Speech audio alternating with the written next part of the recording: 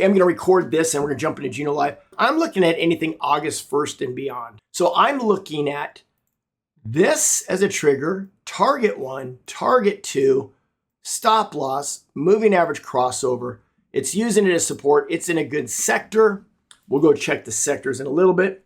Bear candidates, check this out. Nice little trigger right here. Target 1 looks good. So you got the Doji, stop loss, trigger, target 1. Target 2 is right behind it, but that right there is over 2-to-1. Earnings is here. Good luck getting to target 2 before earnings. Short-term plays. BWA. You guys like these setups? I'm liking them. Who likes our bear picks after last night? There's target 1. There's your setup. Stop loss probably a little closer for me. Target 2 is way down here. Earnings is far away.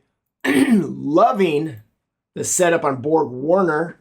Borg Warner Auto Parts, consumer. Taiwan Semiconductors. Have semiconductors been doing good or bad? There's one setting up for you.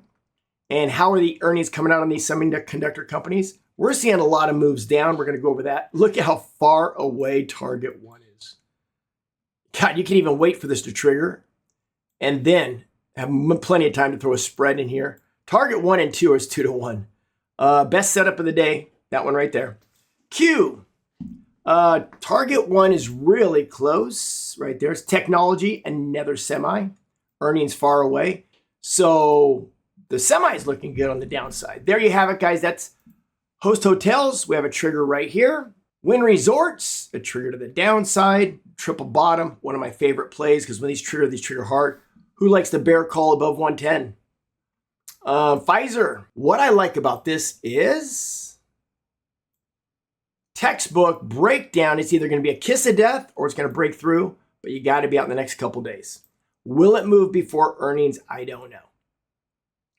What I do like about this is you can sell naked puts down here because see these golds undervalued from the wheel strategy, and Pfizer's been a decent covered call also. So right now volatility is high. I could probably get some good premiums down here at 22 area. All right, that's the fast 5, guys. What we just did is we went over today's lesson is going to be position sizing. Is position sizing important? Yes or no? Now, when they talk about portfolio allocation, position sizing is where it all starts per position. And we're going to go through all those because position sizing is your first line of defense. If you position size correctly, you'll have less losses. You'll never have big losses. Meaning you can position size to your risk, or you can position size to your risk with a stop loss.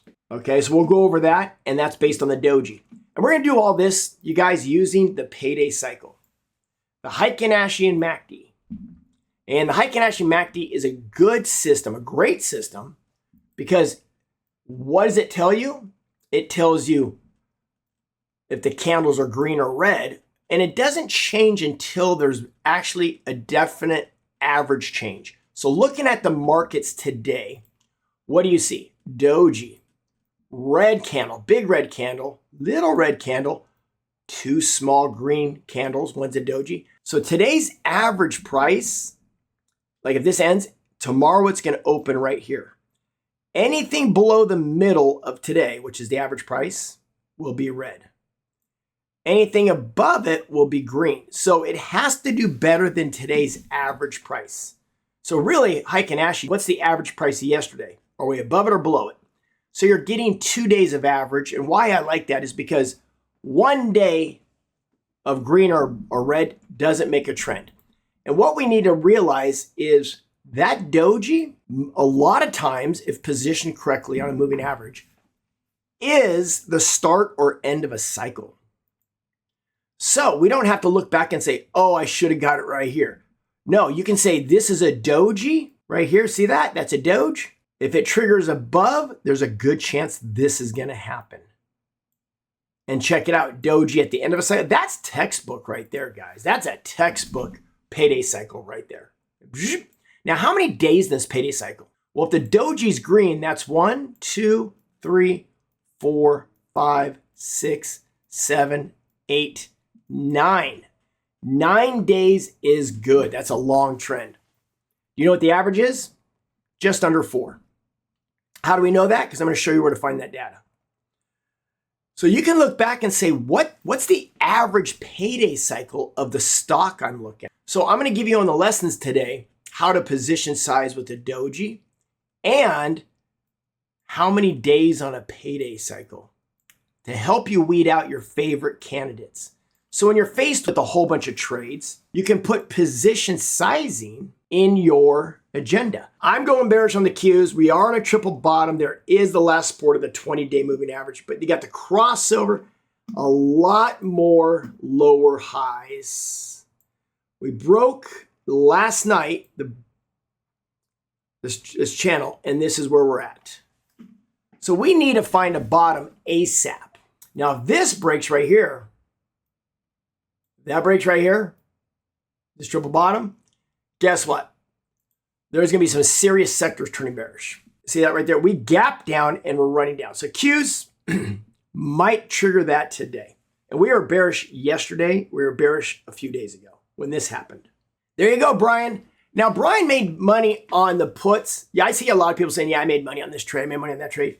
It impresses me when I see somebody making money by buying puts, especially on the market, because that means you're looking at the market, you're plugged in. If you can trade the markets correctly, just the markets, the Qs and SPY, you'll do better at trading everything else. Now, take it a step further, trading the sectors makes it even better. Let's go look at the triple QE. That's even more bearish. You see that? Look at that, triple QE more.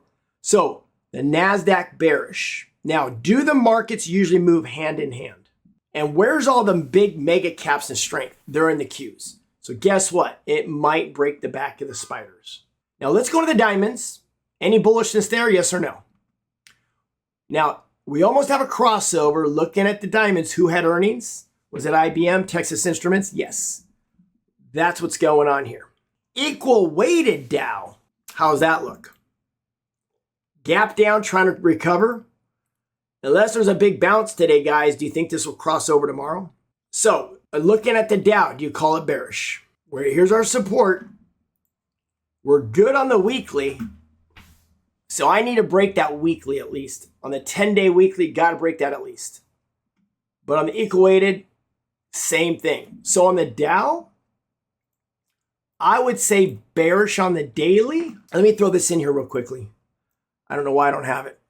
I have a support right there. And gonna clone it right there. See that? Sometimes it moves horizontally, sometimes it doesn't. See that? So when I go back to the daily, it looks like that. And notice where this comes in. Notice where that support comes in right there. So we have a little bit of earnings tomorrow. But so far, we're starting to get a picture here. Is anything green? No. I'm seeing more red and neutral than green. Is anything above the daily 20? No. Well, let's go look at the IWM. Oh, IWM lost it too. IWM said, sayonara to the 20, let go of it on the regular candles, still touching it on the Heiken Ashi because we were there yesterday. One more down day, and see, here's support right here. One more down day. So really, you can almost call these critical. Now, why isn't there an equal weighted IWM? Because IWM is pretty much equal weighted. If you look down here, everything's about 0.3%. What do you guys think of ST Microelectronics Technology Semiconductors? After earnings, this is what happened on a Heiken Ashi. So semiconductor company, technology, down after earnings. Big gap. Tesla, consumer cyclical, auto manufacturer. A lot of semiconductors in a Tesla. Down after earnings. Double bottom break. I'm showing you regular candles. Google, internet communications company, again, growth. Down after earnings. And they beat it big time. What happened here?